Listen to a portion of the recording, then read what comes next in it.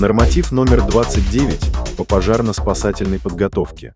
Установка АЦ на гидрант с присоединением всасывающих рукавов, одного мягкого и одного жесткого, к всасывающему патрубку насоса. Упражнение выполняется расчетом из 2 человек, водитель и пожарный. Автомобиль установлен у гидранта. Расчет стоит в 1 метре от отсека, где закреплена пожарная колонка, финальное завершение. Колонка навернута до отказа на стояк гидранта.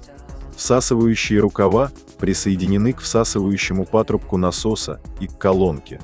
Пожарный стоит возле колонки, водитель, либо пожарный, выполняющий его обязанности, возле насоса.